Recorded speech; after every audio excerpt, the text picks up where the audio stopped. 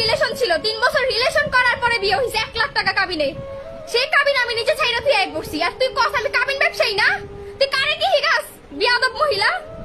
তুই আমার থেকে বয়সে বড় হইতে পারোস, কিন্তু তোর ওই রকম মেন্টালিটি নাই। তুই ভাইরাল এন্ডাসে তুই আমার নিয়ে ভেবে কথা কস কি লিগা? ফালতু মহিলা। তোর নাকি আবার 13 বছরের সংসার। তো 13 বছরের সংসার হলে তুই বুঝোস সংসার কত কষ্টের, সংসার ছাইরা তুই বুঝোস না? মানুষের ঘরে এই ভাইরাল দিয়ে আমি কি করব? এই ভাইরাল জীবন আমার কি দিছে?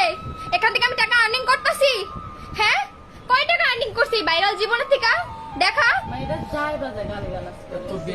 আমার অবস্থাটা এখন কোন পর্যন্ত নিছিস তুই কত? তুই তো একটা মাইয়া নাকি? তুই মহিলা না?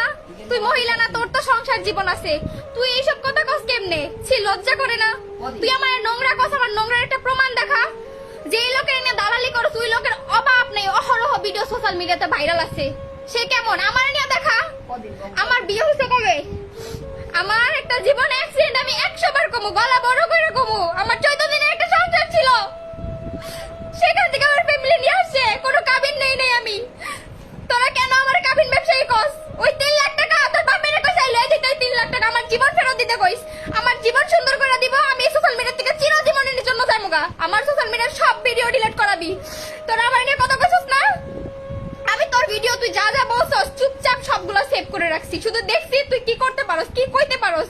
আমি কই তুই 2 দিন কবে চুপ থাকবি, কিন্তু তুই চুপ থাকার মহিলা না। তোরে লাই দিতেছে, তোর বাপে তোরে লাই দিতেছে, পিছনে তোর বাপ বই হইছে না, তোর বাপে তোরে লাই দিতেছে, কইতে থাক।